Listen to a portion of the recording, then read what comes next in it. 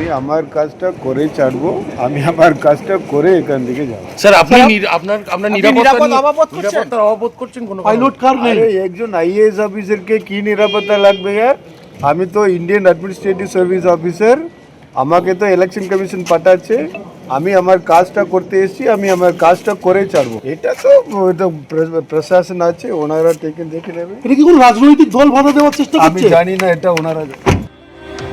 আরও একবার কথা বলবো, আমাদের প্রতিনিধি গৌতম মণ্ডল রয়েছে টেলিফোনে। গৌতম, কয়েক সপ্তাহ যদি পিছিয়ে যাওয়া যায়, ফলতায় যখন সি মুরুগান গিয়েছিলেন তখনও তাকে ঘিরে বিক্ষোভ দেখিয়েছিলেন স্থানীয় বাসিন্দারা, কেন্দ্রীয় বঞ্চনার অভিযোগে সরব হয়েছিলেন।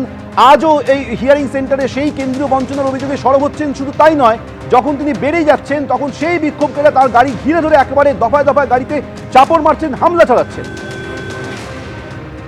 একদম শুনবে, দেখো ফলতাতে সেই সময় কিন্তু এসআইআর এর শুনানি হয়নি, সেই সময় এসআইআর এর কাজ চলছিল। সেই সময় তিনি একটি পঞ্চায়েত, দেবীপুর পঞ্চায়েতে যান এবং দেবীপুর পঞ্চায়েতে কয়েকটা বুথে ঘোরার সময় সেখানকার স্থানীয় মহিলারা ঠিক একই রকম ভাবে তার তিনি যখন বাড়ি বাড়ি গিয়ে কিছু যে ভোটারের সঙ্গে কথা বলছিলেন, সেই ভোটারদের কথা বলার সময় তখন তাকে ঘিরে ধরে বিক্ষোভ দেখানো হয়েছিল এবং একই রকম দাবি তোলা হয়েছিল 100 দিনের কাজের টাকা দ্রুত চালু করতে হবে এবং আবাস যোজনার টাকা দিতে হবে। একই রকম ভাবে কেন্দ্রীয় বঞ্চনার অভিযোগ তুলে স্থানীয় মহিলারাও সেখানে নেতৃত্বে ছিলেন এবং স্থানীয় মহিলারা তারা বিক্ষোভ দেখিয়েছিলেন। আজকেও দেখা গেল দু জায়গায় সেই একই রকম বিক্ষোভের মুখে পড়তে হলো। এটা মগরাহাটের 1 ব্লক এবং মগরাহাট 2 নম্বর ব্লক। মগরাহাট 1 নম্বর ব্লকে সেখানে দেখা গেল মুজিবুর রহমান মোল্লাকে তিনি নেতৃত্বে ছিলেন এবং কার্যত সেখানে 100 দিনের কাজের টাকা বা আবাস যোজনার দাবি না উঠলেও সেখানে কিন্তু মূলত যে বলা হলো যে বুথ লেভেল যে এজেন্ট আছে তাদেরকে শুনানির সময় থাকতে দিতে হবে এবং যারা বয়স্ক মানুষ তাদেরকে হয়রানি বন্ধ করতে হবে, অসুস্থ মানুষ তাদের হয়রানি বন্ধ করতে হবে। কার্যত সেখানে বিক্ষোভটা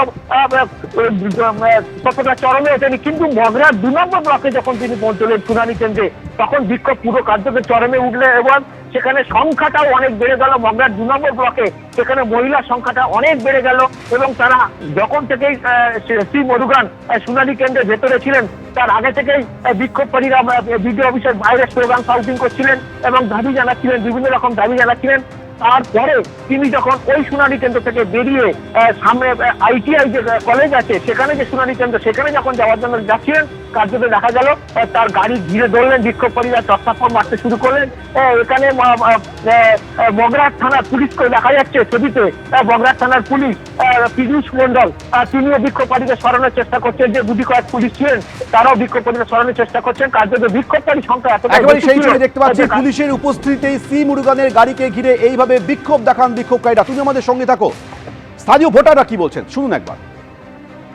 অনেক হ্যান্ডিক্যাপ মানুষ আছে, ঠিক মতন যেতে পারছে না, সেই জন্য সেই সাধারণ মানুষ সব সেটাই বিক্ষোভ দেখাচ্ছে। আমরা তো সাধারণ মানুষ, আমাদের যেটা প্রবলেম হচ্ছে আমরা সেটাই নিয়ে বিক্ষোভ দেখাচ্ছি, আমাদের অন্য কোনো রাজনৈতিক দলও নয় আর কিছু নয়। সবার পক্ষে তো হিয়ারিং সেন্টারে সম্ভব না, কিছু বয়স্ক লোক আছে, অসুস্থ লোক আছে, অনেকে হাঁটতে পারে না, আর এই শীতের সময় বয়স্ক লোকের প্রচুর সমস্যা, তো তাদের পক্ষে হিয়ারিং সেন্টারে যাওয়া সম্ভব?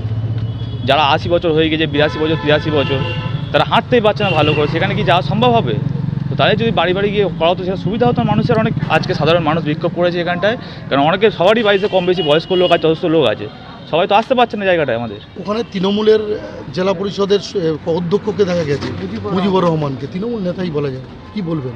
না, এই সম্বন্ধে আমার কোনো বক্তব্য রাখার নেই, কারণ ওনারা ওটা লোকাল হিয়ারিং সেন্টার, ওনারা ধরে থাকতে পারে, হিয়ারিংয়ে কোনো কাজকর্ম কোনো যেতে পারে।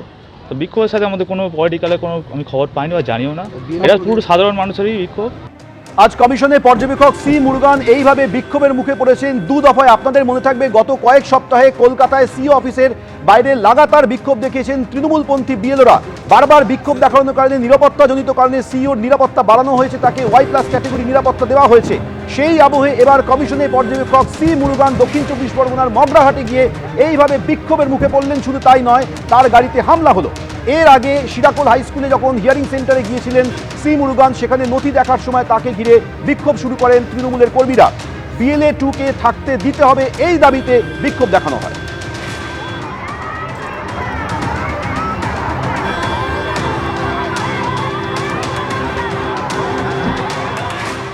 এবিপি আনন্দ, এগিয়ে থাকে, এগিয়ে রাখে।